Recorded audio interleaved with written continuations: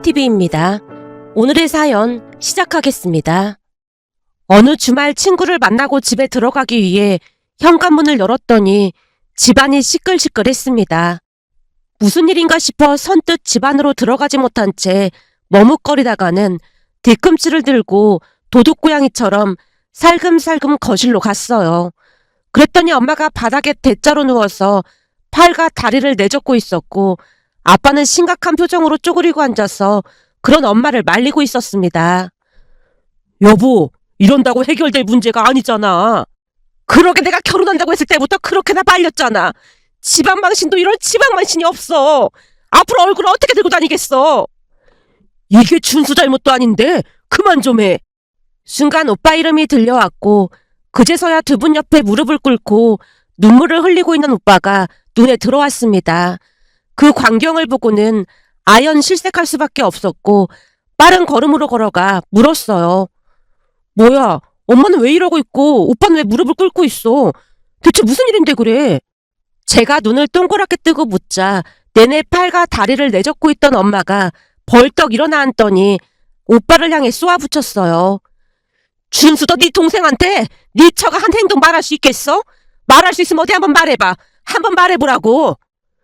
그때쯤 엄마는 이미 정신줄을 놓은 채 자포자기한 모습이었다고 해야 할까요? 평소 깔끔떨기로 유명하던 엄마의 우아한 모습은 온데간데 없었고 머리도 잔뜩 헝클어져 있는 모습이었습니다. 결국 제가 목소리를 높여서 다시 물었습니다. 대체 무슨 일이냐고. 아빠, 엄마 왜 이러는 거야? 그걸 왜 네 아빠한테 물어? 네 오빠한테 물어야지. 잘됐다. 지금 무슨 일이 일어났는지 네 오빠한테 한번 물어봐라. 오빠, 대체 무슨 일인데 이러고 있어? 그리고 새언니랑 아영이는 어디 갔어? 제가 새언니와 조카에 대해서 묻자마자 엄마 입에서 기가 막힌 말이 터져 나왔습니다. 딴 놈이랑 눈 맞아서 집 나간 정신 나간 것 남부를 왜 묻고 난리야? 뭐? 딴 놈이랑 눈이 맞다니? 누가 눈이 맞아서 집을 나갔다는 거야? 네 새언니 미친 것이 딴 놈이랑 눈 맞아서 집 나갔다고 말했잖아. 그게 미쳐도 보통 미친 게 아니야. 잠깐만. 그러니까 새언니가 바람을 피웠다 그 말인 거야? 어디 할 짓이 없어서 지보다 5살이나 어린 놈이랑 눈이 맞아서 집을 나갈 수가 있어. 그럼 지금 그 상간남이 누군지도 다 안다는 말이야? 말도 마라. 그 미친 것이 글쎄 헬스장 다닌다고 그 연병을 떨어대더니 그 헬스 트레이너 그놈이랑 눈이 맞았다지 뭐니. 엄마가 분을 이기지 못한 채 손바닥으로 거실 바닥을 내리치며 통곡을 했습니다. 그 모습을 보면서 무슨 사달이 날 것 같아 제가 엄마를 달랬어요. 엄마, 이러다가 쓰러지겠어. 우선 방에 들어가서 좀 눕자. 내가 지금 팔자 좋게 누울 땐 줄 알아?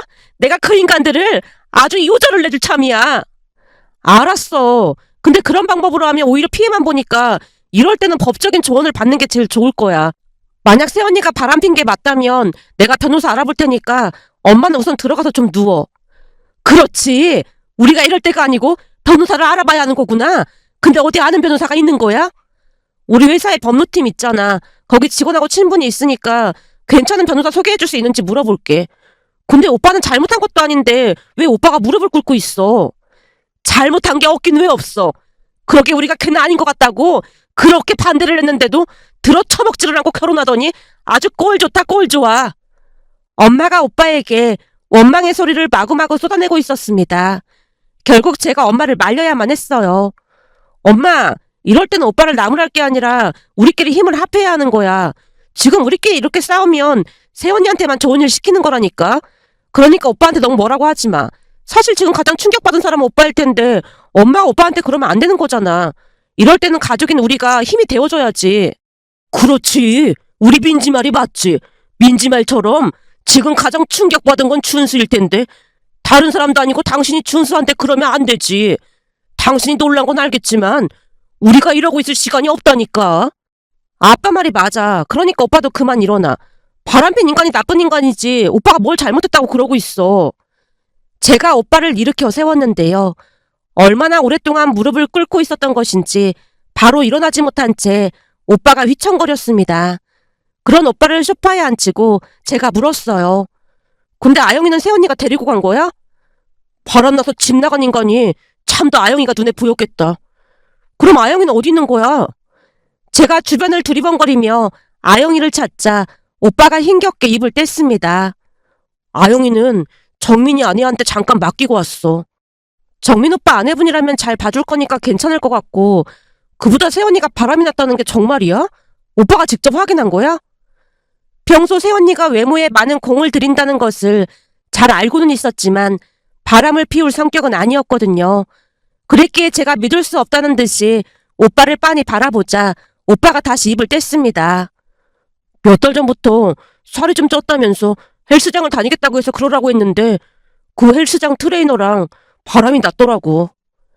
오빠가 힘겹게 그동안 있었던 이야기를 하기 시작했습니다. 사실 오빠가 이직을 하면서 그 동네로 이사를 갔는데요.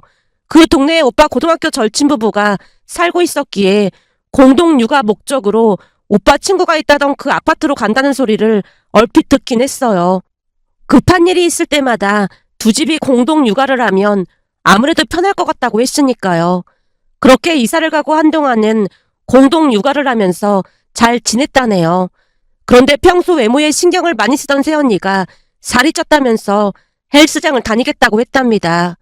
물론 운동이 건강에도 좋다는 생각을 했기에 오빠도 흔쾌히 다니라고 카드까지 지워줬고요. 그런데 헬스장을 다니기 시작하면서 조카 아영이를 오빠 친구 아내에게 맡기고는 수시로 외출을 했던 모양입니다. 그러던 어느 날은 오빠 친구가 외근을 나갔다 그곳에서 남자와 팔짱을 낀 채 웃으며 걷고 있던 새언니를 봤고 몰래 뒤를 밟았더니 그 시간에 호텔로 들어가더랍니다. 결국 오빠 친구가 사진을 찍었고 오빠를 앉혀놓고 본대로 다 말을 했다네요. 그렇게 새언니의 바람이 꼬리를 잡히게 됐고 그 뒤 오빠는 그 친구와 함께 새언니 뒤를 밟았다고 했습니다. 그러던 중 새언니가 산부인과까지 들락거리는 걸 봤다는데요. 알고 봤더니 새언니가 그 상간남의 아이를 임신까지 했답니다. 결국 오빠 눈이 뒤집어졌고 그동안 수집한 증거 자료를 새언니에게 보여주며 이혼하자고 했더니 새언니가 적반하장으로 나왔다네요. 당신 그렇게 안 봤는데 진짜 치사하다. 뭐? 치사해? 지금 네 입에서 그게 나올 소리야? 그동안 나한테 말 한마디 안 하고 내 뒤를 밟았다는 거잖아. 사람이 어떻게 그렇게 치사하고 야비할 수가 있어? 넌 아영이까지 있는데 창피하지도 않아? 지금 이 상황에 어떻게 그런 소리를 할 수가 있어? 그렇잖아도 나 당신이랑 이혼할 참이었는데 오히려 잘 됐어. 지금 네 머리가 어떻게 돼서 사태 파악이 안 되는 모양인데 너 잘 들어. 지금 이 상황에 이혼은 네가 요구하는 게 아니라 내가 요구하는 게 맞는 거고 난 상간남 소송 그것도 준비하고 있으니까 네가 그렇게 좋아하는 연하인한테 미리 말이나 해주는 게 좋을 거야.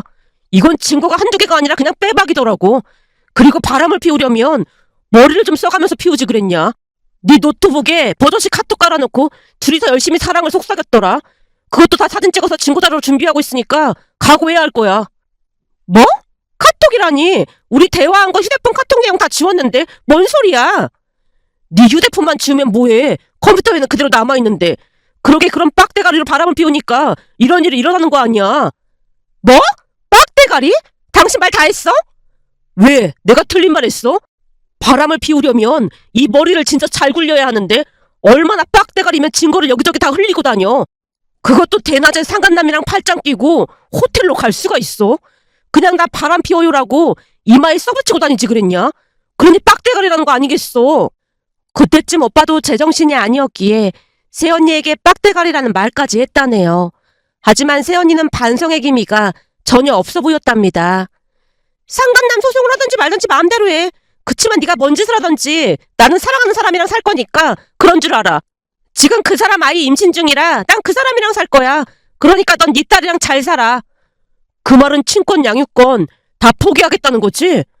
당연하지. 새 출발해야 하는데 걸림돌이 되면 안 되잖아. 참 대단한 사랑 납시였네.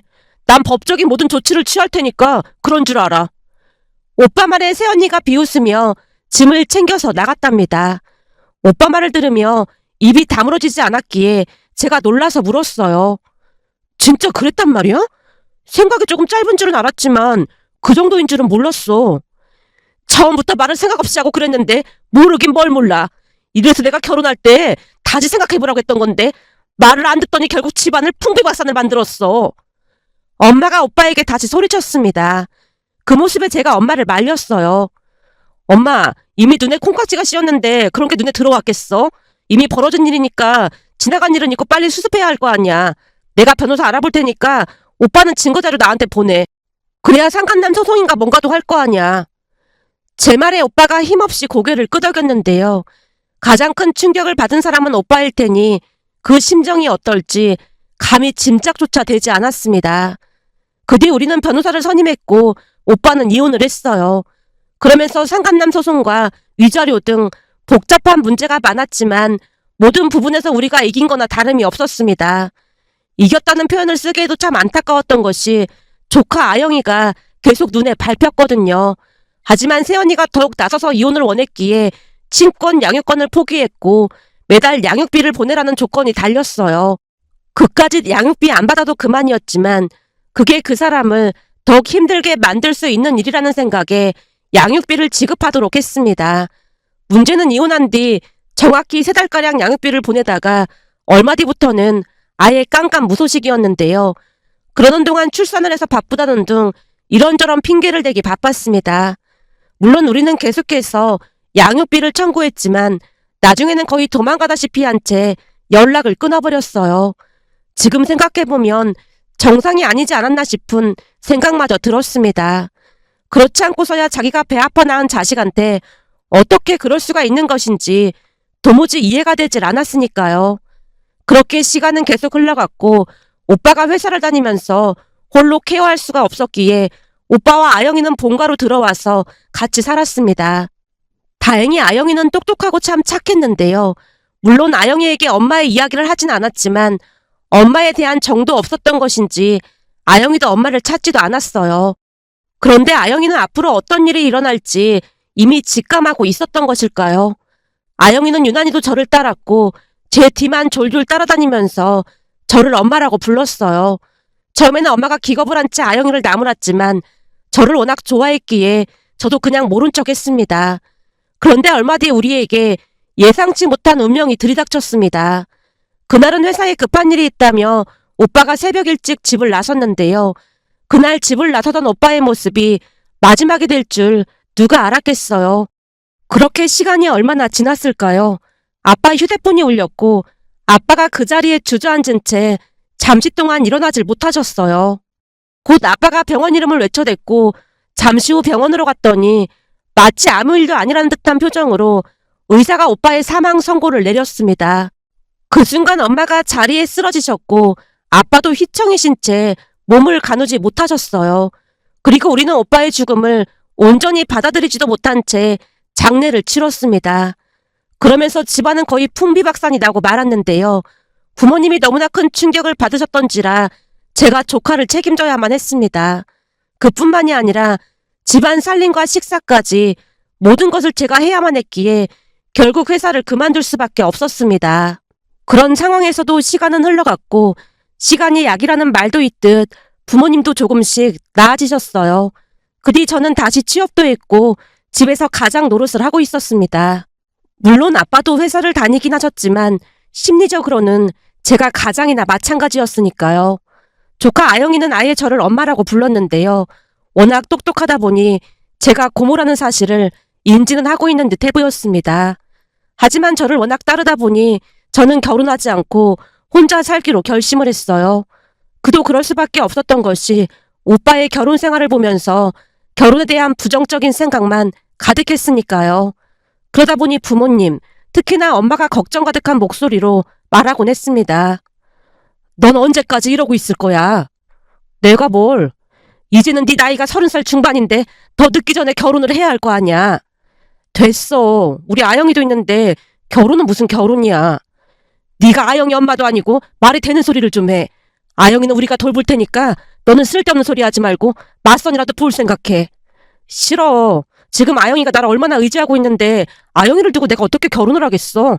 아니면 아영이를 데리고 결혼을 해야 하는데 어떤 남자가 그런 결혼을 한다고 하겠어. 그래서 난 이번 생에는 결혼 안 하고 우리 아영이만 잘 키울 생각이야. 제가 더 이상 결혼 이야기를 꺼내지 말라는 투로 대꾸했지만 엄마가 화난 목소리로 몰아붙였습니다. 네 오빠 그리 된 것도 원통한데 너까지 이러고 살면 우리 속이 어떻겠어. 그러니까 아영이는 걱정하지 말고 네 살 길 찾아가. 아영이도 이제 웬만큼 커서 신경 쓸 것도 없잖아. 신경 쓸 게 없긴. 아직도 내가 늦게 오면 내내 기다리느라 잠도 안 자고 있는데 그런 아영이를 두고 내가 어떻게 결혼을 하겠어. 이번 생에서는 그냥 아영이 엄마로만 살 생각이야. 결혼도 안 했는데 네가 엄마는 무슨 엄마야. 엄마가 버럭 외쳤는데요. 제가 급히 엄마를 말렸습니다. 엄마, 아영이 듣겠어. 그러니까 제발 조용히 좀 해. 아영이는 지금 자는구만. 무슨 아영이가 듣는다고 그래. 그나마 다행인 건 아영이가 지 엄마를 안 닮고 신기하게 널 닮았어. 안 그렇니? 그러니까 말이야. 아영이 데리고 나가면 엄마랑 딸이 많이 닮았다는 소리 엄청 듣는다니까. 아마도 전생에서 내가 아영이 엄마였는데 무슨 안타까운 사연으로 온전히 사랑을 못 줘서 이번 생에 다시 만난 게 아닌가 싶어. 넌 젊지 젊은 게 무슨 전생 타령을 하고 있어. 그나저나 가끔 더 데려다 준다던 그 회사 사람은 어때? 나 데려다 주는 회사 사람? 아, 성준 씨? 그래, 그 성준인가 하는 사람이 너한테 마음이 있는 것 같던데 한번 잘해봐. 아니야, 성준 씨는 그냥 직장 동료일 뿐이야. 얘가 이렇게 생각이 없어. 직장 동료가 왜 집까지 데려다 주고 그러겠어. 보니까 최근에는 아침에도 거의 매일 데리러 오던데. 엄마 말에 화들짝 놀란 채 물었습니다. 뭐야, 엄마 혹시 나 감시하고 있었던 거야? 감시 같은 소리 하고 있네. 우연히 베란다 나갔다가 보니까 네가 그 차를 타는 것 같길래 하는 소리 아니야. 남자가 여자한테 아무런 관심도 없는데 그럴 리가 있겠어? 글쎄 아니라니까. 서로 집이 가까우니까 카풀하고 있는 거야. 그럼 성준 씨도 기름값 절약되고 하니까. 그래? 근데 그 카풀은 누가 먼저 하자고 한 거야? 우연히 얘기하다 보니까 집이 가깝다는 거 알고 카풀 얘기는 성준 씨가 먼저 꺼냈지. 너 잘 들어. 그게 다 너한테 관심이 있다는 증거야. 그러니까 한번 잘해봐. 엄마, 성준 씨한테 이미 아영이 얘기해놨고 난 결혼 생각 없다고 딱 잘라서 말했어. 그러니까 괜한 기대하고 그러지 마. 뭐? 아영이 얘기를 했어? 뭐라고 했는데? 있는 그대로 말했지. 그래서 내가 아영이 엄마나 다름없다고. 그랬더니 뭐라는데? 뭐라긴 뭘 뭐라고 하겠어. 그냥 대단하다는 소리만 하지. 암튼 성준 씨랑은 그런 사이 아니니까 이상한 상상하지도 마. 제 말에 엄마가 긴 한숨을 내쉬었습니다. 그런 엄마가 안쓰럽긴 했지만 아닌 것을 가지고 괜한 기대를 하는 것보다는 그게 낫다는 생각을 했습니다. 하지만 엄마 말이 기가 막히게 맞아 떨어졌는데요. 2달 정도가 더 지난 어느 날 성준 씨와 함께 퇴근을 하던 중 성준 씨가 조심스레 입을 뗐습니다. 민지 씨가 부담스러워할까봐 제가 계속 고민만 했는데요. 고민이요? 무슨 고민이요? 혹시 여자친구 생겼어요? 네? 여자친구라니요? 그러니까 여자친구가 생겨서 카풀이 어렵게 됐다 그런 말이냐는 거죠. 하긴 여자친구가 생기면 카풀하면 안 되긴 하죠. 걱정하지 마세요. 내일부터는 저 혼자 출근할게요. 그런 일이 있었으면 진즉에 말을 하지 뭘 망설이고 그랬어요. 저 그렇게 속 좁은 사람 아니거든요. 제가 장난스레 웃자 성준 씨가 말문이 막힌 채 머뭇거리다 다시 입을 뗐어요. 저기 그게 아니라 사실 오래전부터 민지 씨한테 관심이 있었어요. 네? 저한테 관심이 있었다니요? 아니 그러니까 민지 씨를 오래전부터 좋아했어요. 그게 그러니까 저도 이렇게 고백을 하고 싶진 않았는데 그동안 민지 씨가 워낙 철벽을 치다 보니까 저도 이렇게밖에 할 수가 없었어요. 아무튼 저는 민지 씨를 많이 좋아하고 있습니다. 결혼이 부담스럽다고 하면 그냥 친구처럼 만나보는 건 어때요? 순간 성준 씨 목소리가 미세하게 떨리고 있었기에 저도 당황할 수밖에 없었는데요. 제 입장에서는 그런 성준 씨 마음을 받아줄 수 없었기에 제가 조심스레 거절했습니다. 저를 좋게 봐준 건 참 고마운데 저는 결혼 생각 없어요. 민지 씨 마음을 잘 들여다보세요. 제 마음을 들여다보라니요? 그게 조카 아영이 때문에 그런 거잖아요. 근데 저는 아영이가 있어도 상관없다는 결론에 다다랐어요. 그러다 보니 고백도 늦어졌던 거고요. 한마디로 충분히 생각해보고 고백했다는 말이에요. 아영이가 있어도 상관이 없다니요? 물론 한참 나중의 일이긴 하지만 혹시나 우리가 결혼하게 된다면 아영이를 데리고 와도 큰 상관이 없다는 말이에요. 그러니까 제 진심을 말해보자면 그 모든 것을 다 감안하고도 민지 씨를 많이 좋아한다는 말이 되겠네요. 그러니까 친구처럼 천천히 만나보는 건 어때요? 결혼은 나중에 생각하면 되는 거잖아요. 성준 씨 말에서 진심이 묻어났기에 사실 저도 마음이 흔들릴 수밖에 없었는데요. 성준 씨는 회사에서도 바르고 성실하기로 유명했거든요. 그런 사람이 제게 관심이 있다는 사실에 많이 놀랄 수밖에 없었지만 그동안 성준 씨와 카풀을 하면서 이런 사람이랑 결혼하면 괜찮을 것 같다는 생각을 한 적도 있었으니까요. 그렇게 얼마 뒤 우리는 조심스럽게 만나보기로 했습니다. 티를 내지 않기 위해서 퇴근하고 데이트를 많이 했는데요. 만나면 만날수록 좋은 사람임을 알 수 있었습니다. 그러던 어느 날은 부모님께 조심스레 성준 씨 이야기를 꺼냈고 정말로 기뻤던 모양으로 엄마가 수시로 성준 씨 이름을 거론했는데요. 얼마 뒤 기가 막힌 일이 일어날 줄 누가 알았겠어요. 어느 날은 아영이가 피자를 먹고 싶다는 말에 가족 모두 자주 가던 피자 가게로 갔는데요. 거기서 성준 씨 가족들을 마주했어요. 피자를 먹으러 가던 중 성준 씨에게 그냥 외식하러 간다는 문자를 남겼을 뿐인데 생각지도 못한 만남에 할 말을 잃고 말았습니다. 아무래도 성준 씨네 집과 우리 집이 가까이 있다 보니 언젠가 한번 성준 씨와 그 가게에서 피자와 파스타를 먹은 적이 있었어요.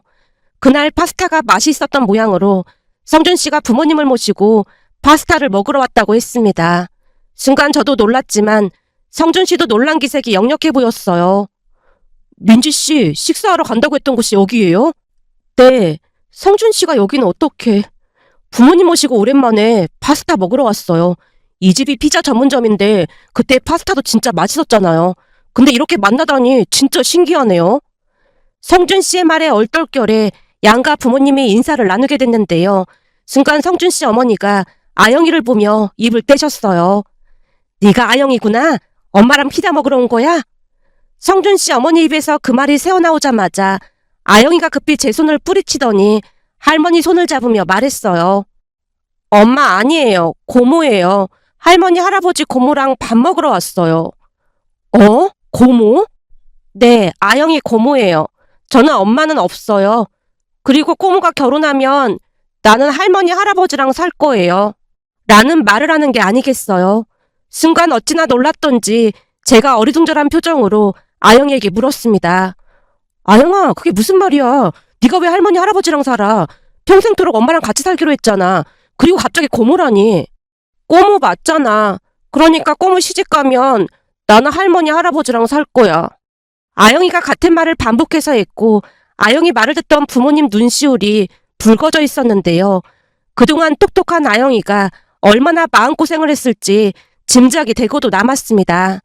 그런데 그 순간 성준 씨 어머니가 아영이 앞에 쪼그려 앉으며 조용히 말씀하셨어요. 우리 생각은 아영이 생각이랑 다른데 어쩌지? 여기 아저씨가 우리 아들인데 우리 아들이랑 아영이 엄마랑 결혼하면 아영이를 꼭 데리고 오기로 했거든.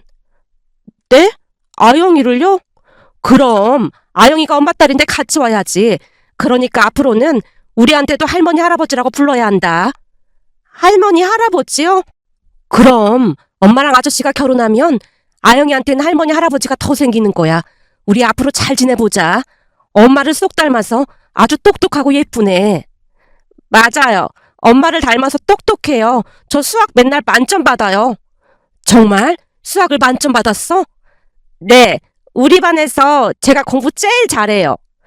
역시나 아이답게 아영이는 쉽게 마음을 열었고 성준 씨 어머니와 신나서 대화를 나눴습니다. 그날 우리는 그 음식점에서 상견례를 했다고 해도 과언이 아니었는데요. 성준 씨 부모님 또한 너무나 좋은 분들이라 그저 감사한 마음뿐이었습니다. 그날 집에 돌아온 엄마가 눈물까지 훔치며 말했어요. 세상에나 성준이도 참 바른 사람인 줄은 알았지만 엄마 아버지도 참 좋으신 분들이다. 그런 부모님 밑에서 자랐으면 분명히 잘 자랐을 거야. 이제야 우리 집에도 복이 들어오나 보다. 그날 이후 엄마는 성준 씨를 입에 달고 사셨고 얼마 뒤 저는 정식으로 성준 씨네 집에 초대받아서 인사를 갔습니다.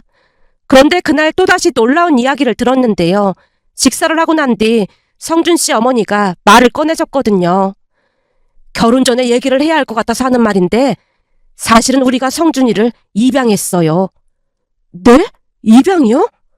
그때 당시 아무리 노력해도 애가 생기지 않았거든요. 계속 마음고생을 하다가 입양에 대해 알아봤는데 성준이를 보자마자 얘가 내 자식이다 싶었어요. 성준 씨 어머니가 대수롭지 않다는 듯이 말을 하고 있자 성준 씨가 웃으며 말했어요. 엄마 아버지가 참 대단하셨던 게 사실 대학 졸업할 때까지 내가 입양된 줄 모르고 있었어. 우리가 일부러 말을 안 하려고 했던 건 아니고 어쩌다 보니까 그렇게 됐어요. 초등학교 다닐 때는 너무 이른 것 같아서 말 못했고 중학생이 되니까 중2병이다 뭐다 해서 말 못했던 거예요. 그러다가 고등학생이 됐는데 한창 공부할 나이에 말하면 안 될 것 같아서 대학 입학하고 말하자 그랬거든요. 근데 또 군대를 간다는 거예요. 군대 가는데 그런 말을 하기 또 그럴 것 같아서 결국에는 대학 졸업하고 말했지 뭐예요. 근데 성준이가 얼마나 웃겼냐면 별 상관도 안 하더라고요. 우리는 그게 오히려 신기했다니까요. 엄마 아버지가 워낙 아무렇지도 않게 말씀하시다 보니 나도 그냥 그런가 보다 하고 말았던 것 같아요. 성준 씨가 머리를 긁적이고 있자 성준 씨 어머니가 다시 입을 떼셨어요. 암튼 결혼 전에 알리는 게 맞는 것 같아서 얘기하는 거예요. 그러니까 결혼하면 아영이도 같이 살아도 된다는 말이에요. 세상에 이런 고모가 어디 있겠어. 민지 씨 그런 마음이 예뻐서 더 마음에 들었어요. 민지 씨 같이 마음이 따뜻한 사람은 모든 사람에게 기쁨을 주기 마련이거든요. 우리 성준이 짝으로 민지 씨 같이 착한 사람이 딱이고요. 그러니까 우리 성준이 잘 부탁해요. 성준 씨 어머니가 제 손을 잡고 활짝 웃고 계셨습니다. 그렇게 몇 달 뒤 우리는 모두의 축복 속에서 결혼을 했습니다.